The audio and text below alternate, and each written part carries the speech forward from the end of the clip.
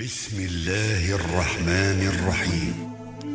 پهلوان نامدار عرب عمر ابن ابو داود با کبر و غرور شمشیر به دست گرفته به اسب خود سوار شده به میدان نبرد برآمد و با آواز غلغله دار بلند گفت: آیا کسی هست با من مبارزه کند؟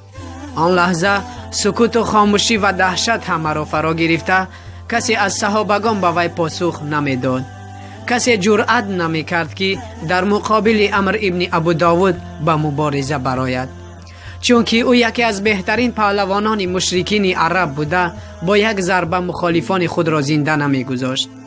همین طور خاموشی چند لحظه ادامه داشت تا اینکه جوان با قلبی پر از شور جوانمردی و ایمان به خدا و محبت رسول صلی الله علیه و سلم برخاسته صدا بلند کرد و گفت: ای رسول خدا، من با او مبارزه میکنم.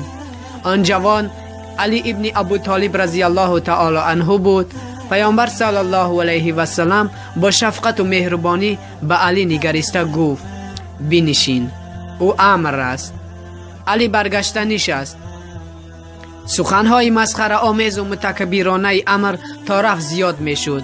او اسلام و مسلمانان را استهزا و مسخره کرده میگفت: آیا کسی نیست در مقابل من بجنگد؟ کجاست آن جنتی که شما دعوا میکنید؟ پس چرا با من نمی جنگید که داخل آن جنت شوید؟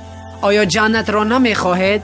علی رضی الله تعالی عنه بار دوم از جای برخاسته از پیامبر صلی الله علیه و سلم اجازت پرسید تا در مقابل آن پهلوان متکبر بجنگد، اما پیامبر صلی الله علیه و سلم اجازت نمیداد و میگفت: ای علی، بنشین که او امر است. علی رضی الله تعالی عنه سخن پیامبر صلی الله علیه و سلم را پذیرفته نشست و عمر ابن عبدالود نیز از مسخره کردن دست نمی کشید. وی در میدان بهر تمسخر مسلمانان با شمشیر خود بازی می کرد و سخنان ناسزا می گفت.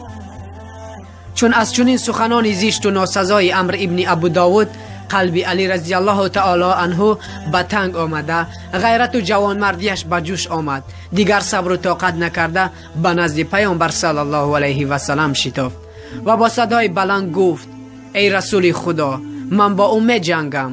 پیامبر صلی الله علیه و سلم به علی گفت: ای علی، بنشین که او امر است.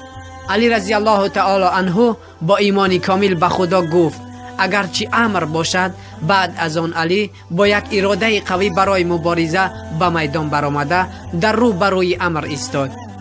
امر بعد از دیدن علی رضی الله تعالی عنه به دهشت افتاده گفت: ای جوان، تو کیستی؟ علی گفت: علی ابن ابو طالب.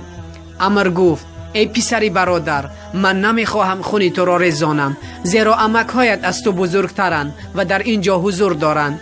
علی گفت: ای امر، تو نزد خدا عهد کردی به اینکه اگر مرد از قریش تو را به یکی از دو راه نیک دعوت کند تو آن را قبول خواهی کرد. امر گفت: بله، چنین عهد کرده ام. علی گفت: پس من تو را به سوی خدا و رسولش و به دین اسلام دعوت میکنم. امر خنده کنان گفت: من به این هر سه احتیاج ندارم. علی رضی الله تعالی عنه گفت: این طور باشد تو را به جنگ میخوانم. امر گفت: برای چی ای برادرزاده؟ سوگند بلات نمیخواهم تو را بکشم. علی گفت: اما من سوگند به خدا میخواهم تو را بکشم. امر از این رفتار علی در غضب شده و برای کرامتی از دست رفته‌اش شمشیر و غلافش کشیده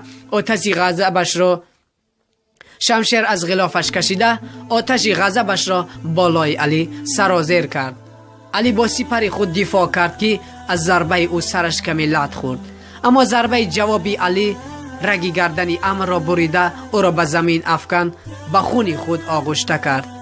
صدای الله اکبر، الله اکبر و جوانمرد جز علی نیست، جوانمرد جز علی نیست بلند گردید. علی با پیروزی از میدان برگشت. عمر ابن الخطاب را به او گفت: چرا جوشن او را نگرفتی؟ زیرا جوشن بهتر از آن در عرب نیست. علی گفت: از اینکه پسر عمکم می باشد شرم داشتم که مالش را بگیرم. قصه از زندگانی حضرت علی کرام الله رضی الله تعالی عنه. السلام علیکم و رحمت الله و برکاته.